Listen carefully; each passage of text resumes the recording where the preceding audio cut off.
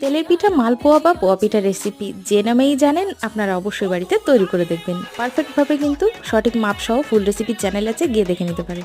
তো সবার প্রথমে কি করলাম, আমি এখানে চাল ভিজিয়ে রেখেছিলাম। তো ফুলের ওটা চালটা প্রায় 3 কাপ, তার সঙ্গে আধা কাপ জল দিয়ে ভালো করে পেস্ট তৈরি করে নিলাম। একদম মোলায়েমভাবে তৈরি করতে হবে।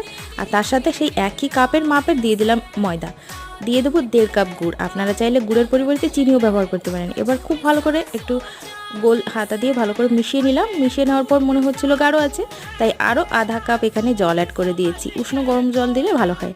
এবার ব্যাটারটা ঠিক এরকম হবে। তারপর দিয়ে দিলাম স্বাদ মতো লবণ 1 চিমটি। এবার এটা একদম রেডি। তারপর ফুটন্ত গরম তেলে মিডিয়ামে রেখে আঁচটা ভেজে নিতে হবে। দেখুন একা একাই ফুলে কিন্তু গোলমটল তৈরি হচ্ছে। তো আপনারা বাড়িতে তৈরি করবেন আর এনজয় করবেন ফ্যামিলির সাথে। ভালো লাগলে অবশ্যই লাইক করবেন এবং বন্ধুদের সঙ্গেও শেয়ার করে দেবেন। আমার চ্যানেলে নতুন হলে সাবস্ক্রাইব করতে কিন্তু ভুলবেন না। তাহলে এর পরের নোটিফিকেশনগুলো